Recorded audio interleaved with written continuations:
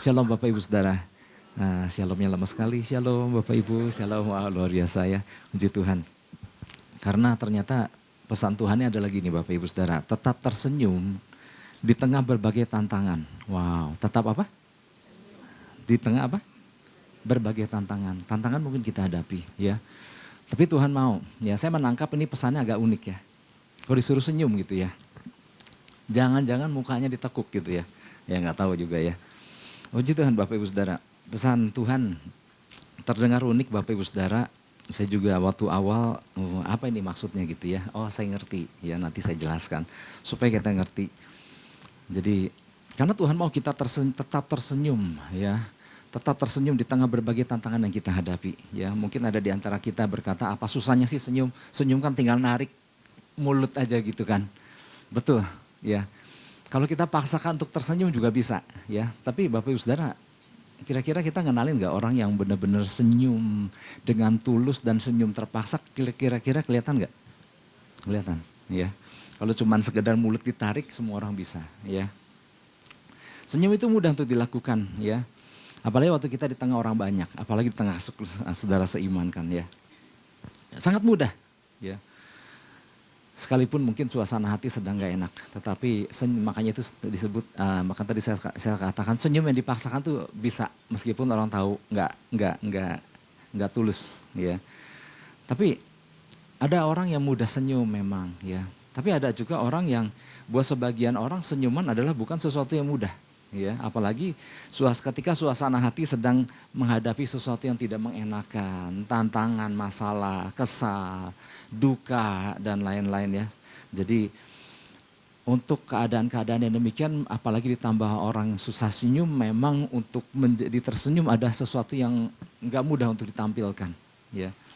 Lalu senyuman apa yang seperti yang Tuhan pesankan ini Bapak Ibu Saudara yang dimaksud oleh pesan ini? Apakah senyuman sekedar ekspresi wajah saja?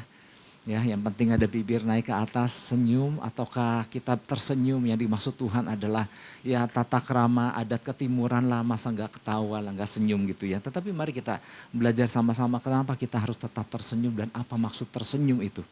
Ya. Oke, 1 Petrus 1 ayat 6. Saya mau ajak kita baca sama-sama satu ayat ini, sebetulnya ayat ini dibacanya sebetulnya baiknya satu perikop sih ya. Tetapi nanti di bagian tengah juga saya akan singgung juga ayat-ayat yang lain daripada perikop ini. Oke, kita baca satu ayat ini terlebih dahulu, 1, 2, 3. Bergembiralah akan hal itu, sekalipun sekarang ini kamu seketika harus berduka cita oleh berbagai-bagai pencobaan. Ya. Tetapi di sini bergembira Pak, pesannya tersenyum gitu. Oke, akhirnya saya ngerti juga Bapak Ibu Saudara. Kata bergembiralah, ya ini sedikit penjelasan dulu ya tentang kata bergembira supaya kalau ada perbedaan jangan sampai kita terus protes di hati. Oke, kata bergembiralah dalam bahasa aslinya yang dipakai di sini adalah agaliao. Agaliao artinya rejoice. Rejoice itu artinya bersuka cita. Kata agaliao juga artinya exceedingly glad ya atau exceedingly joy. Artinya bersuka cita secara luar biasa. Ya, dan kata agalio ini ternyata ada padanan katanya dari bahasa Yunani yang lain adalah di situ diambil dari kata halomai. Halomai adalah melompat-lompat kegirangan. Ya, ini mengingatkan kita mungkin pada waktu kita pernah ngalami, wow dapat sesuatu yang kita nggak sangka-sangka dan kita sangat senang dan kita sampai melompat-lompat kegirangan. Ya. Mungkin zaman sekolah mestinya nggak naik, tiba-tiba naik kelas gitu. Enggak ya. Artinya ada sesuatu kejutan. Wah ada sesuatu yang luar biasa ya. Sampai ada lompat-lompat kegirangan seperti itu Bapak Ibu Saudara. Ya. Nah artinya gini. Jadi kalau ada yang mempertanyakan apa hubungannya tersenyum dan gembira. Nah kalau kita ngerti makna gembira dalam bahasa aslinya. Agalio tadi yang exceedingly joy. Kemudian dipadankan dengan saudaranya yaitu halomai melompat-lompat karena kegirangan. Maka tersenyum itu adalah sebenarnya ekspresi yang paling sederhana. Mestinya kan tertawa, bersuka cita, ada ekspresi yang luar biasa. Bukan hanya dari mulut dan bukan hanya sekitar muka saja. Tetapi juga ada gerakan badan yang menunjukkan bahwa ada sukacita yang luar biasa. Jadi kalau pesan Tuhannya tersenyum di dalam berbagai tantangan, kita ngerti maksudnya. Mestinya lebih dari tersenyum. Tapi tersenyum juga adalah suatu ekspresi yang indah Bapak Ibu Saudara. Ya. Apabila suasana hati sedang enak mungkin ya nggak ada yang aneh dengan kata tersenyum karena begitu mudah untuk kita tampilkan. Tapi apabila kita kembali kepada latar belakang 1 Petrus ini, surat Petrus ini Bapak Ibu Saudara, ya. Kalau kita kembali ke masa lalu sedikit latar belakang surat Petrus ini jelas tersenyum atau bergembira itu bukan sesuatu yang mudah. Pertama, alasan yang pertama secara umum dulu ya. Bahwa yang namanya mengiring Kristus, baik zaman sekarang maupun zaman dulu, ya kita nggak bisa bilang bahwa enak iring Tuhan. Iring Tuhan sungguh-sungguh, jalan nggak selalu rata. Ya. Pertama, makna secara umum adalah mengiring Kristus itu jalan nggak selalu mulus, jalan nggak selalu rata. Ya Tuhan nggak menjanjikan hari selalu sejuk. Ya ada panas terik, ada hujan, ada terpaan badai, gelombang dan lain-lain. Ya itu aja menunjukkan bahwa wow ternyata untuk bisa selalu tersenyum itu nggak mudah. Karena jalan yang kita lalui nggak selalu mulus. Itu alasan yang pertama. Demikian juga para pengikut Kristus di masa lalu. Jalan pun sama ya nggak selalu rata. Tantangan, rintangan dan lain-lain juga dialami orang-orang pada waktu itu. Tapi yang lebih berat lagi pada waktu itu Bapak Ibu Saudara. Mengiring Yesus di masa itu bukan sesuatu yang mudah. Ya. Mengiring Yesus, orang-orang mengiring Yesus pada zaman itu, mereka ada di tingkat dianggap sebagai orang-orang kelas 2, kelas 3 selanjutnya. Orang-orang yang mengikut Kristus pada masa lalu adalah disebut orang-orang rendahan. Para hamba dalam pengertian budak. Ya. Orang-orang yang gak punya, yang diremehkan. Ya. Orang-orang yang dianggap gak memiliki otoritas apa-apa. Ya. Jadi hidup sebagai orang-orang pada waktu itu yang mengiring Kristus. Perjalanan hidupnya adalah hidupnya penuh tekanan dan himpitan. Dihina, direndahkan. Ya, dan boleh diperlakukan seenaknya. Wow. Jadi kalau kita bisa bayangkan, gak mudah. Ya. Apalagi pakai ada senyuman segala. Wah, lupakan tentang senyuman dan lupakan tentang yang namanya lompat-lompat kegirangan itu. Ya, karena apa? Keadaannya memang sangat tidak menguntungkan, ya. Maka penderitaan yang dia alami bukan karena cara hidup yang mereka jalani, tapi karena Bapak Ibu karena status yang mau nggak mau, yang mau tidak mau harus mereka jalani. Begitu tahu pengikut Kristus, langsung orang memperlakukan mereka udah dengan cara yang salah, dengan cara yang rendah. Artinya tantangan yang dijalani itu nggak mudah. Jadi belum berbicara menghadapi masalah dalam hidup, membawa status aja pada waktu itu nggak mudah. Gitu. Jadi makanya di situ dikatakan kalau kita baca ayat itu bergembiralah. Mungkin orang menganggap susah masih bergembira itu. Tapi kalau kita sedikit menyelami apa yang terjadi pada masa itu, nggak mudah untuk yang namanya rejoice. Ya. Nah, tapi yang luar biasa Bapak Ibu Saudara, surat yang ditulis oleh Rasul Petrus ini kan bergembiralah akan hal itu sekalipun sekarang ini kamu seketika harus berduka cita oleh berbagai-bagai pencobaan. Artinya gini, tantangan boleh datang. Masalah bisa muncul, tapi jangan sampai kita menjadi orang yang turut merusakkan hari kita. Hari-hari hidup kita. Ya, termasuk mengerusakkan diri kita sendiri. Bahkan jangan menjadi orang yang turut merusakkan kehidupan orang lain. Ya, dengan membiarkan kekesalan, kemarahan menguasai hati kita. Saudara pernah lihat kan orang yang kesal, marah, mukanya kan asem kan. Itu aja sangat nggak nyaman kita lihat seperti itu. Ya. Jadi menjalani hari-hari aja udah nggak mudah. Jangan kita rusakkan hari kita. Dengan membiarkan seluruh keburukan itu menguasai hati kita. Jangan membiarkan seluruh hal-hal yang mungkin terjadi di luar ekspektasi kita. Merusakkan hari kita.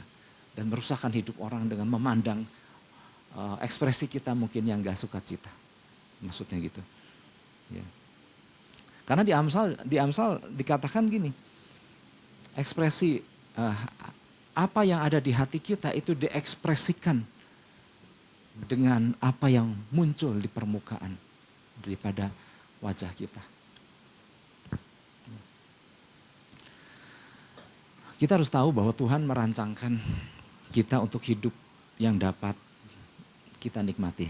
Katakan amin. Tuhan mau kita menikmati hidup. Ya. Kita nggak perlu menunggu segala sesuatunya berjalan lancar. Ya. Kita nggak perlu menunggu segala sesuatu mungkin. Misalnya di dalam keluarga harus beres dulu baru kita menjalani hidup yang penuh sukacita. Enggak. Ya.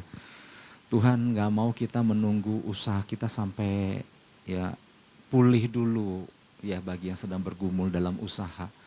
Baru kemudian bersukacita, baru kemudian penuh dengan senyuman.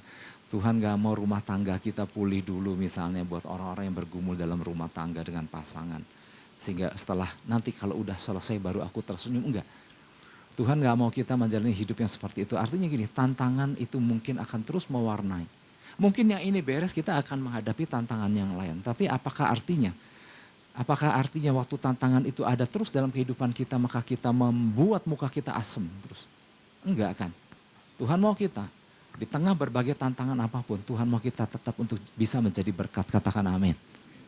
Nah tentu banyak orang yang menjalani hari-harinya dengan enggak bersemangat. Ya mungkin kita pernah melihat orang-orang yang menjalani hari-hari yang enggak semangat. Muka yang gak pernah tersenyum, kayaknya udah gak pernah tertawa lagi. Ada gak kita melihat orang-orang seperti ada ya. Karena semua tantangan permasalahan dihadapi semua menjadi beban daripada dirinya. Ya. Jadi belum lagi apapun yang terjadi selalu responnya negatif. Maka bisa dibayangkan orang yang seperti itu Bapak Ibu Saudara. Gak pernah ada ekspresi sukacita di situ, gak pernah ada ekspresi keceriaan di sana tuh Bapak Ibu. Ya. Nah Tuhan gak menciptakan kita untuk menjalani hidup yang seperti itu. Dia menciptakan kita untuk menikmati hidup. Ya. Jadi gak seharusnya ekspresi-ekspresi yang gak nyaman itu kita munculkan. Ya. Mungkin kita sendiri pernah mengalami masa-masa di mana waktu kita mengalami tantangan yang gak mudah ya, tantangan sulit. Terus kemudian ada orang yang kasih kita kekuatan dan kemudian dia menguatkan kita ditambah dengan suatu ekspresi yang penuh damai, ya, ekspresi yang sukacita. Dan kemudian ada perubahan, oh ya aku merasakan lebih baik. Ya, kalau saja kita pernah mengalami itu, maka tentunya Bapak Ibu Saudara kalau posisinya dibalik. Waktu kita memperlakukan orang yang sedang mengalami satu tantangan yang gak mudah yang membuat begitu berat hidupnya. Rasanya gak usah ngomong panjang lebar, kita ada di situ, kita dengerin mereka bicara dan kasih wajah senyum Bapak Ibu Saudara. Itu merupakan sebuah pemulihan sebetulnya, belum apa-apa. Ya. Jadi artinya betapa ekspresi itu begitu penting ya dari diri seorang anak-anak Tuhan, dari seorang anak Tuhan, dari anak-anak Tuhan. Kalau kita bandingkan dengan anak kecil Bapak Ibu Saudara, pernah lihat gak anak kecil ya? Memang anak kecil suka ada yang nangis. Tapi pernah lihat gak ada anak kecil yang hidup, ya mukanya kesel karena hidup yang dia jalani kayaknya aku gak puas dengan hidup gue. Pernah lihat anak-anak ada bayi, anak kecil kayak begitu? Enggak kan? Ya. Buat dia mungkin pernah menangis, mungkin dia pernah minta sesuatu yang nggak dikabulkan dan dia menangis seperti itu. Tapi kemudian secepat itu pula dia menjalani sebuah kehidupan yang enteng, ringan, ya, sukacita. Ya, dia ribut dengan anak kecil sebentar, perebutan mainan, kemudian dia sukacita lagi. Ya, dia nggak pernah mukanya sampai keriput memikirkan gimana masalah yang aku hadapi ini ke depan. Apakah ada jalan keluar? Enggak, anak kecil nggak sampai memikirkan seperti itu. Makanya kan Tuhan ingin kita berlaku seperti anak kecil kan ya. Berlakulah seperti anak kecil ini maka kau akan lihat kerajaan sorga. Ya. Artinya orang-orang yang tulus, polos, ya, yang tidak membuat beban dalam hidupnya ikut membuat mukanya menjadi suram. maka dia sebetulnya adalah orang-orang yang ketika bersikap seperti seorang anak kecil, maka hal-hal kerajaan sorga akan dia alami. Ya, janji-janji Tuhan dan lain-lain. Ya, Bapak Ibu Saudara, memang mudah untuk kita membiarkan tekanan hidup mendorong diri kita ke titik di mana kita nggak bersemangat. Artinya gini, kalau kita mau bikin apapun juga menjadi nggak enak, bisa. Hal kecil apapun dibikin nggak enak tuh bisa, Bapak Ibu Saudara. Ya, jadi gini maksudnya, keputusan untuk hidup dengan penuh keceriaan itu adalah nggak jatuh begitu aja. Butuh sebuah keputusan demi keputusan dalam kehidupan kita. Ya, artinya gini, kalau mau dibikin sulit, apapun jadi sulit kok. Ya, orang di luar sana kan kesenggol dikit aja bisa berantem. Karena mungkin di masa-masa muda kan mata sama mata gitu ketemu aja kan gitu ya. Bisa gelut loh gara-gara cuma mata sama mata ketemu. Tetapi waktu kita jadi anak Tuhan kan, biarlah mata kita ini menunjukkan sebuah apa? Keteduhan. Dia yang lagi beringas, satu dia lihat mata kita. Mestinya ada impartasi di situ Bapak Ibu Saudara. Yang setuju katakan amin. Ya, mata kita udah bukan mata liar lagi yang membuat orang lihat mata kita jadi panas. Dulu memang waktu belum di dalam Kristus mungkin gitu kali. Tetapi seharusnya mata kita meneduhkan. Ya. Artinya ya seperti itu ya. Inilah yang menjadi pesan Tuhan. Ya, ini yang menjadi pesan Tuhan. Inilah menjadi pesan Tuhan bagi kita. Tuhan mau kita menjadi orang percaya yang dapat mengimpartasi salah satu ekspresi kerajaan surga. Yaitu sukacita dan kegembiraan di tengah berbagai keadaan yang kita hadapi. Ekspresi kerajaan surga. Bagi Bapak Ibu Saudara yang pernah ikut kelas pertama bimbingan pranikah. Salah satu tujuan keluarga itu bukan cuma sekedar menyatukan laki dan perempuan kemudian menikah punya anak gitu. Itu secara umum di luar sana dalam kamus bahasa umum, kamus besar bahasa Indonesia, definisi keluarga itu cuma itu. Ada pria, ada wanita, terus kawin gitu. Jadilah keluarga. Tetapi ternyata definisi keluarga menurut firman Tuhan adalah tempat di mana ekspresi kerajaan surga berada. Ada senyum, ada sukacita. Makanya dulu kan saya pernah adakan satu survei kecil di dalam kelas bimbingan pranikah di mana ada suami istri yang sudah sekian lama berumah tangga. Kemudian saya tanya, kapan matanya berpandangan dengan pasangan dan kemudian senyum? Kapan ya? Gitu ya. Sampai mikir kapan ya gitu. Nah maksud saya gini, saya lagi menjelaskan tentang ekspresi kerajaan surga.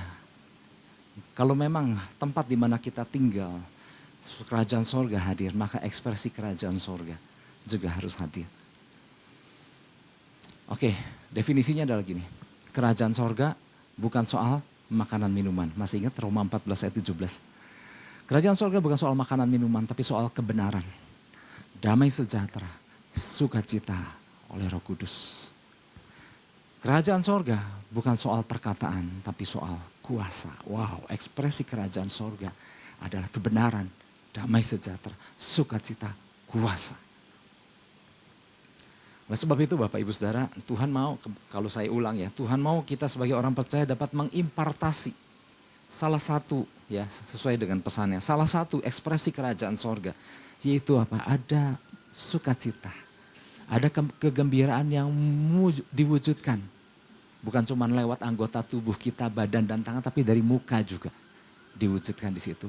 Tapi banyak masalah, termasuk di tengah tantangan sekalipun. Ekspresi kerajaan sorga itu harus kita munculkan di situ. Ya. Tuhan mau kita untuk tidak menjadi orang-orang palsu yang pura-pura menebar senyum. Enggak, bukan itu. Bukan senyuman yang model itu pula. Ya. Tapi Tuhan mau kita menjadi orang-orang percaya yang dari ekspresi wajah kita menunjukkan sebuah ketulusan. Ya. Kita bukan SPG di luar, maaf ya kalau ada SPG. Kita bukan SPG yang kayak lagi di mall yang menawarkan untuk mampir ke tokonya. Mampir Kak, baik Kak, dia kan senyum kan. Kemudian waktu saya kan kadang sudah memperhatikan, ini senyumannya senyuman bener nggak? Begitu lewat loh, gitu. Iya. Tapi ada orang lagi, Kak mampir Kak, bajunya Kak gitu. Nah Tuhan gak mau kita menjadi orang yang memiliki prinsip, Tuhan juga gak mau kita menjadi orang-orang yang punya prinsip apa adanya secara salah. Gue kalau gini mau apa gitu, enggak, bukan itu. Tapi gini, kalau kita sadar bahwa kita adalah wakil kerajaan sorga di bumi, maka ekspresi kerajaan sorga juga harus kita ekspresikan. Ya,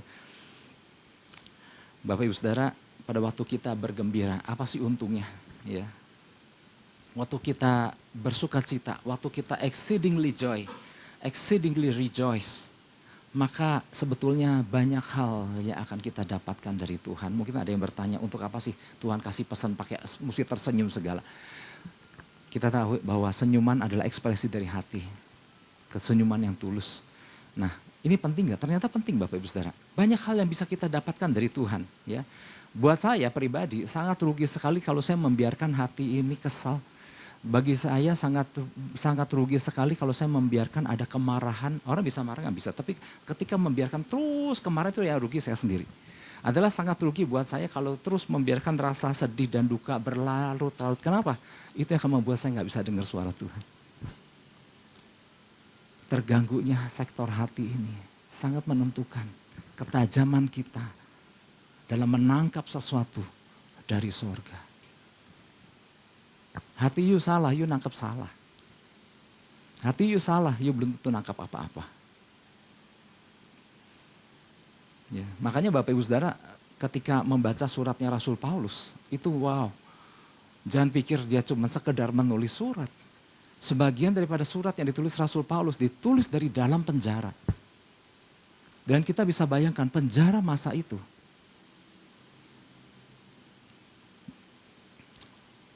Harus penjara masa itu. Kalau penjara masa sekarang ada yang pakai AC, ada yang enak ya. Kelas-kelas tertentu. Juga bukan bicara penjara seperti kelas penjara di Jepang.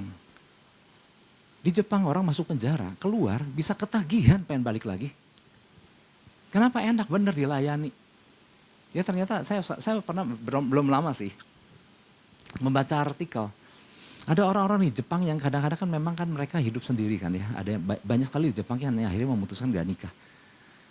Ketika usia menjadi lanjut, ketika cari makan menjadi sesuatu yang gak mudah, pilihan mereka adalah masuk penjara. Kenapa? Masuk penjara mereka makan Jepang loh, kita mau makan Jepang aja mahal. Mereka masuk penjara mereka makan Jepang di situ, makan masakan Jepang. Dan kemudian dilayani dengan baik dan penjaranya begitu bersih. Jadi kayak lagi ngekos terus ada yang layani gitu. Nah oke, makanya ke penjara zaman Paulus. Penjara zaman Paulus itu tepatnya disebutnya dungeon, masuk ke dalam. Kadang-kadang kaki tuh di penjara itu kadang-kadang ngerobok air. Yang dimana di air yang kotor di bawah tanah itu kan, kadang-kadang kan ada yang merayap-rayap itu kan. Itu aja udah gak nyaman.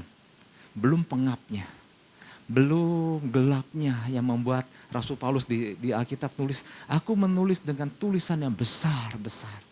Karena mungkin ada problem dengan cara penglihatan di dalam hal ketika dia menulis. Dan waktu dia ngalami hal yang gak enak ini, salah satu suratnya adalah bersukacitalah. Dia ngasih nasihat melalui suratnya keluar kepada orang-orang yang normal, yang bebas, yang leluasa bergerak. Dengan menulis bersukacitalah, sekali lagi aku katakan bersukacitalah. Meskipun bahasa aslinya berbeda tetapi maknanya sama, exceedingly rejoice. Yang nulis adalah orang yang lagi terkungkung di dalam penjara yang pengap, gelap dan sangat gak enak. Jadi artinya di sini kita melihat yang namanya sukacita itu nggak tergantung dengan keadaan yang sedang kita hadapi. Rasul Paulus bukan sangat menikmati ya, dia sangat memberikan kekuatan kepada orang-orang di luar sana yang hidup bebas. Udah mah hidup bebas dalam keadaan yang sangat tertunduk lesu dengan muka yang masam karena beratnya tekanan. Lah kata Rasul Paulus, berat mana sama aku katanya gitu. Nah ini yang di sini kita bisa belajar sesuatu bahwa wow, keputusan untuk menampilkan ekspresi kerajaan surga tidak tergantung daripada keadaan yang sedang kita hadapi. Nah kemudian saya baca artikel nih yang menarik Bapak Ibu Saudara. Menurut para ahli ternyata gini Bapak Ibu Saudara. Ketika kita memunculkan ekspresi senyuman di wajah kita, ternyata waktu kita memunculkan senyuman gitu loh, imun sistem kita bekerja di dalam. Wow. Ada sejumlah hormon yang luar biasa, serotonin, yang membuat orang bisa ada damai, sukacita, tidur nyenyak tuh serotonin, melatonin itu. Ini serotonin, dan kemudian ada dopamin yang keluar, yang memberikan efek riang. Wow, ini luar biasa.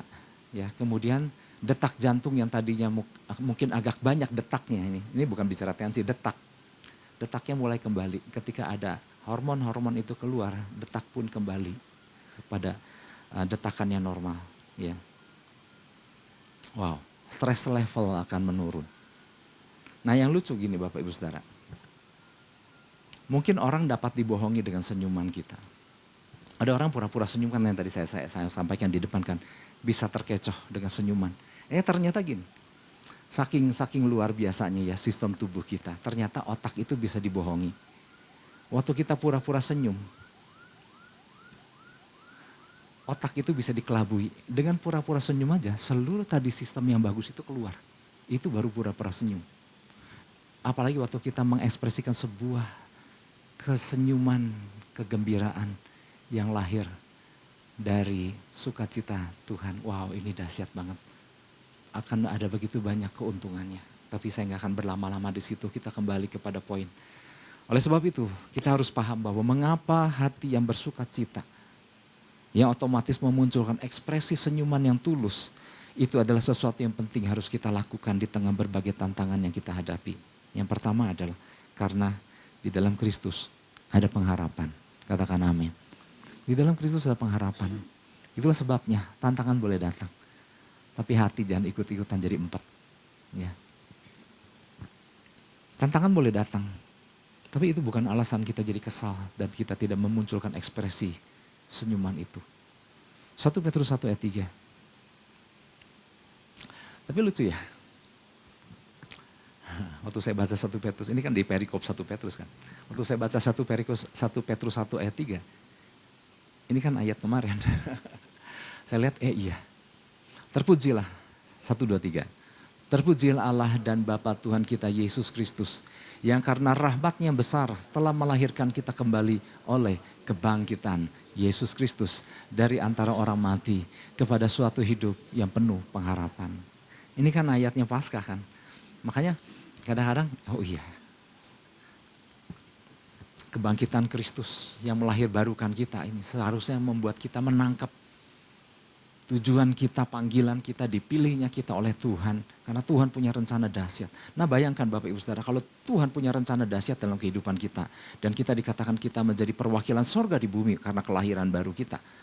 Maka tantangan yang kita hadapi harusnya menjadi tantangan kerajaan sorga. Yang ngerti katakan amin. Kalau itu menjadi kesulitan, kita menjadi kesulitan kerajaan sorga, maka sorga turun tangan. Itu yang membuat kita hidup dalam pengharapan. Kepada suatu hidup yang penuh pengharapan. Tapi yang jadi masalah adalah karena gini kan, ada orang di dalam menjalani kehidupan penuh masalah karena ternyata bukan karena masalah kerajaan sorga.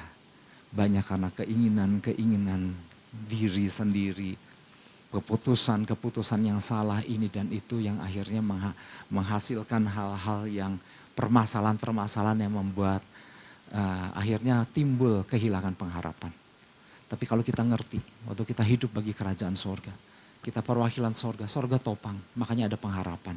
Ya, iring Tuhan, di dalam Kristus nggak ada harapan kosong. Yang setuju katakan amin. Bapak Ibu Saudara, apa yang membuat Abraham dan Sarah dapat menantikan penggenapan janji Tuhan? Untuk Tuhan akan menjanjikan keturunan buat Abraham dan mereka nantikan sekitar berapa tahun?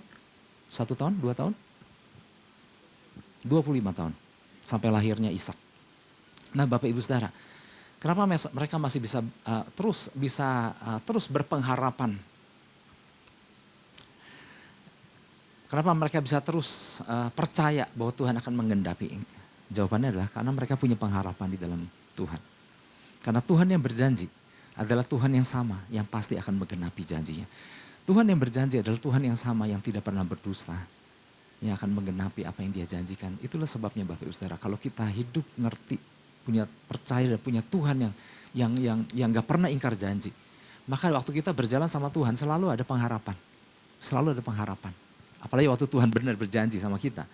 Maka kita percaya dia pasti menggenapinya. Kapan itu Tuhan punya waktu. Seringkali selang waktu, interval waktu di dalam masa penantian. Itu pun adalah cara Tuhan yang membiarkan kita untuk belajar dulu sesuatu. Mungkin ada yang bertanya, Pak 25 tahun lama amat Abraham dan Sarah menantikan janji Tuhan. Tuhan punya waktu, Tuhan punya cara. Ya, di mana di tengah-tengahnya ada hal-hal yang Tuhan sedang persiapkan. Nah itulah sebabnya Bapak Ibu Saudara, apabila kita menyadari dan menghidupi prinsip bahwa kita adalah orang-orang yang dilahirkan kembali oleh kebangkitan Kristus dari antara orang mati, maka mindset kita pun harus mindset yang benar. Ya. Bahwa apapun tantangan yang kita hadapi, kalau kita sungguh menjadi perwakilan sorga di bumi, sorga tolong kita Bapak Ibu Saudara. Sehingga gak ada alasan muka itu ditekuk sampai asem, sampai orang gak enak lihatnya gitu maksudnya. Maka itu pesannya Tuhan mau tetap tersenyum di tengah tantangan yang kita hadapi. Ada satu kesaksian daripada, ini masa-masa dulu orang-orang Yahudi dibunuh oleh Nazi. Hitler ya, Hitler kan punya kelompoknya itu Nazi, di mana dia membunuh jutaan orang Yahudi. Kesaksian salah satu orang Yahudi yang dibawa ke kamp konsentrasi. Kalau orang Yahudi pada waktu itu dibawa ke kamp konsentrasi, itu udah pasti nanti kalau nggak dimasuki ke ruang gas, dibunuh begitu aja, ditembak atau disiksa dengan cara-cara yang sadis. Ya. Nah, kebetulan yang bersaksi orang Yahudi ini adalah anak Tuhan, ya, orang percaya dalam Kristus. Dan dia lihat banyak sekali dia memperhatikan orang-orang Yahudi yang mati lebih dahulu sebelum disiksa. Kan mereka ada di dalam masa penantian kan. Dan kemudian kapan saja sewaktu-waktu bisa dipanggil keluar dan tiba-tiba dimasukin ke dalam ruang gas, bisa aja. Jadi buat mereka sewaktu-waktu adalah mati. Nah dia anak Tuhan, orang Yahudi ini melihat bahwa ternyata banyak yang udah mati duluan sebelum disiksa. Sebelum ditembak, sebelum masuk kamar gas. Kenapa? Karena dia melihat orang-orang ini sudah gak memiliki pengharapan. Nah pasti mati punya. Udah pasti matilah. Ya. Jadi dalam masa penantiannya udah banyak berpesan sama temennya, sama saudaranya. Nanti kalau aku mati tolong ya titip ini. Karena kenapa bisa begitu yakin dia pasti mati? Gak punya pengharapan. Jadi yang jumlah orang Yahudi yang mati itu ternyata gak semuanya disiksa. Ada yang udah mati duluan. Dan dia melihat orang-orang yang punya pengharapan. Kondisi tubuhnya jauh lebih sehat. Kenapa? Dia punya pengharapan. Tuhan pasti jawab doanya. Pertolongan bisa datang dari mana saja. Wow, ini luar biasa Bapak Ibu. Ini membuat mereka menjalaninya dengan tenang. Ya, bahkan bisa menguatkan mereka yang dalam ketakutan. Ini luar biasa Bapak Ibu Saudara. Makanya Kenapa kita harus bersuka cita, kenapa kita harus tersenyum yang adalah ekspresi sukacita dari dalam diri kita. Kenapa? Kita nggak sendiri, katakan kita nggak sendiri. Kita punya Tuhan, kita punya Yesus yang hidup. Maka selalu ada pengharapan, itulah alasan kenapa kita nggak usah tekuk itu muka misalnya ya. Karena pesannya kan gini kan, makanya saya, wow jangan-jangan ada yang udah mukanya nggak enak mungkin ya. Ada yang ekspresi wajahnya dimunculkan mungkin udah gak suka cita. Tapi kembali kita diingatkan di dalam Kristus ada pengharapan. Mungkin Bapak Ibu Saudara pernah ingat tentang ilustrasi tikus yang direndam. Mana ya ingat ya? Tikus apa ya? Tikus ya. Jadi ada beberapa tikus ya. Tikus yang pertama direndam sama air. Direndam yang kakinya gak bisa menjejak ke dasarnya. Itu dalam tempo sekitar 2-3 menit tuh mati. Kenapa? Dia kan capek kan. Terus untuk bisa bernapas di atas permukaan air kan capek. Lama-lama dia lemas dan mati. Tapi satu percobaan lagi saya ulangi ya dulu kan pernah dengar. Tapi saya coba ceritakan lagi. Tapi ada tikus yang selanjutnya. Waktu dia udah gelagapan, kecapean. Karena sama direndam juga di air. Kemudian tikus itu ditolong. Dibersihkan, dikeringkan. kemudian dimasukkan air lagi. Nah waktu dia dimasukkan ke air lagi, biasa bisa tahan bisa lebih dari 20 jam. Kenapa? Punya pengharapan. Tikus saja punya pengharapan. Ya, profesor yang mengetes itu dia menganalisa bahwa wah tikus itu sekarang punya pengharapan. Kenapa? Pernah ditolong. Siapa di sini pernah ditolong Tuhan? Oh iya semua. Berarti semua kita punya pengharapan. Katakan amin. Berarti mukanya harus penuh sukacita. Ya, itu yang pertama. Yang kedua sekarang. Yang pertama di dalam Kristus ada pengharapan. Yang kedua di dalam Kristus selalu ada pertolongan. Tapi cara Tuhan tolong, nah selalu ada pembelajaran di baliknya. Oke, 1 Petrus 1 ayat 7. 1 Petrus 1 ayat 7. Oke, saya mau ajak kita baca sama-sama. 1, 2, 3. Maksud semuanya itu ialah untuk membuktikan kemurnian imanmu. Yang jauh lebih tinggi nilainya daripada emas yang fana. Yang diuji kemurniannya dengan api. Sehingga kamu memperoleh puji-pujian dan kemuliaan dan kehormatan pada hari Yesus Kristus menyatakan dirinya. Nah Bapak Ibu Saudara, hidup akan tentu jauh lebih tenang apabila kita tahu dengan siapa kita berjalan. Katakan amin. Ya, kalau kita tahu kita sadar berjalan bersama Yesus mestinya jadi tenang hidup kita. Ya, tantangan dan masalah bukan artinya jadi nggak ada, tetapi hati menjadi tenang karena kita tahu di dalam Kristus ada janji pembelaan. Ya, tantangan boleh datang, masalah boleh terjadi. Ya, tapi kita sadar bahwa bayangkan kita berjalan bersama Bapa yang mengasihi kita. Wow.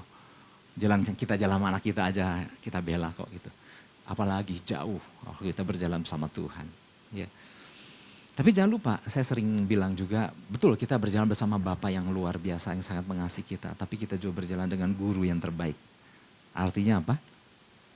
Di dalam berjalan bersama Tuhan, selalu ada pembelajaran-pembelajaran yang Tuhan mau kita jadi pintar lewat pembelajaran itu. Nah, seringkali lewat pembelajaran itu kita diizinkan menghadapi sesuatu yang mungkin gak enak. Tapi di balik semuanya itu Tuhan lagi mau ajarkan kita sesuatu. Ya, artinya kalau berjalan sama Tuhan itu perhatikanlah selalu banyak pelajaran. Selalu banyak pembelajaran juga. Ya. Makanya untuk bisa berjalan bersama Sang Bapa, berjalan bisa bersama Sang Guru itu perlu bahasa pengantar supaya kita ngerti. Bahasa pengantarnya adalah iman. Maksud semuanya itu adalah untuk membuktikan kemurnian imanmu. Itu bahasa yang harus kita pakai, bahasa iman. Karena gini, dari mana kita tahu kita berjalan bersama Bapa yang luar biasa yang menyertai kita? Karena iman. Dari mana kita tahu bahwa kita berjalan diizinkan menghadapi sesuatu untuk tujuan kebaikan kita karena Bapa ingin kita memahami sesuatu. Dari mana kita paham itu? Karena iman. Ya. Makanya untuk jadi anak Tuhan yang mau berjalan bersama Tuhan, jangan menjauh dari Bapa. Ya. Jangan sampai mendekat kepada Tuhan itu menjadi sesuatu yang males lah gitu ya. Nah ini yang sangat disayangkan Bapak Ibu Saudara. Kita ngaku kita iring Tuhan tapi nggak pernah dekat. Dari mana kita paham bahasa itu, bahasa iman itu? Di Alkitab ada kisah yang udah nggak asing buat kita di Matius 8 ya. Kalau memang di beberapa Injil kisah ini ada, tetapi saya mau ambil dari versi Matius. Matius 8, tentang angin ribut diredakan, ayat 23 sampai ayat 27. Lewat peristiwa angin ribut diredakan ini, di dalam versi Matius ini, kita belajar sesuatu bahwa yang pertama, badai itu diizinkan terjadi Bapak Ibu. Jadi jangan buru-buru protes kalau terjadi badai.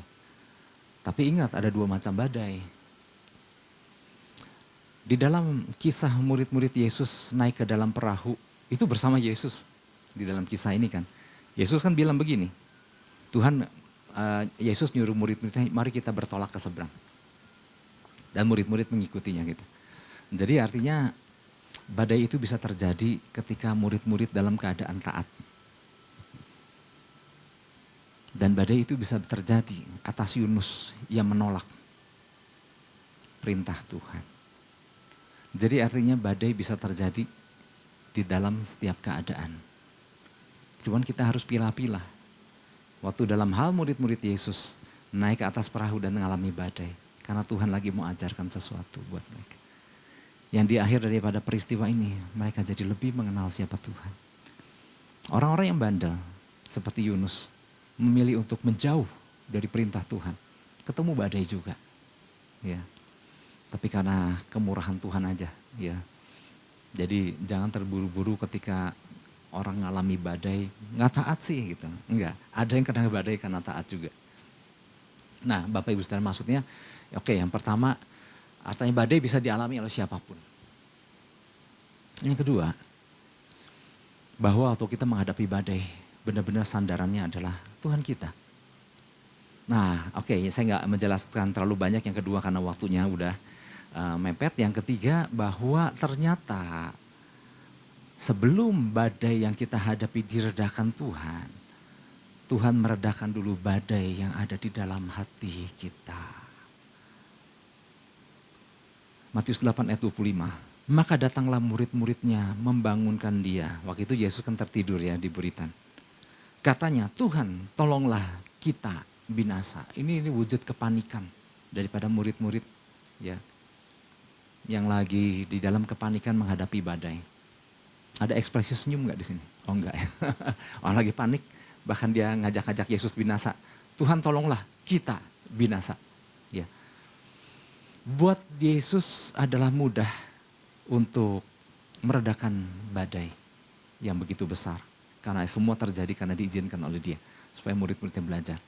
Tetapi yang pertama kali Yesus redakan adalah badai yang dalam hati murid-murid Yesus. Ia berkata kepada mereka, mengapa kamu takut? Kamu yang kurang percaya. Oh you little faith. Ada problem iman. Sehingga membuat mereka murid-murid berekspresi salah terhadap Yesus. Menganggap Yesus enggak melakukan apa-apa. Menganggap Yesus akan hanya membawa mereka kepada kebinasaan. Ini kan ekspresi yang salah. Inilah badai yang pertama yang harus ditentramkan oleh Tuhan. Tuhan bilang, kenapa imanmu kok kecil? Setelah itu apa yang Yesus tentramkan? Yesus tentramkan badai. Ya. Lalu bangunlah Yesus menghardik angin dan danau itu, maka danau itu menjadi teduh sekali. Buat Yesus gampang meneduhkan angin badai.